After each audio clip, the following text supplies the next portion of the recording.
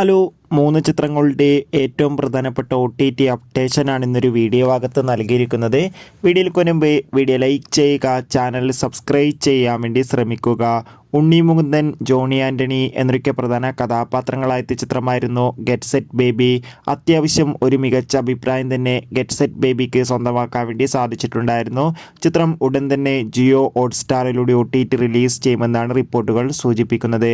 ചാക്കോച്ചൻ, പ്രിയാമണി, ജഗദീഷ് എന്നൊക്കെ പ്രധാന കഥാപാത്രങ്ങളായ ചിത്രമായിരുന്നു ഓഫീസർ ഓൺ ഡ്യൂട്ടി. ചിത്രത്തിന് മികച്ച പോസിറ്റീവ് റെസ്പോൺസ് തന്നെയാണ് ഇപ്പോഴും പുറത്തുകൊണ്ടിരിക്കുന്നത്. ചിത്രത്തിൻ്റെ OTT അവകാശങ്ങളൊക്കെ വിറ്റുപോയിരിക്കുകയാണ്. നെറ്റ്ഫ്ലിക്സ് എന്ന OTT പ്ലാറ്റ്ഫോമാണ് ഓഫീസർ ഓൺ ഡ്യൂട്ടി എന്ന ചിത്രത്തിൻ്റെ OTT അവകാശങ്ങളൊക്കെ സ്വന്തമാക്കിയിട്ടുള്ളത്.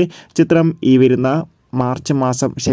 വരുന്ന ഏപ്രിൽ മാസം വിഷു സ്പെഷ്യലായി OTT റിലീസ് ചെയ്യുമെന്നാണ് റിപ്പോർട്ടുകൾ സൂചിപ്പിക്കുന്നത്.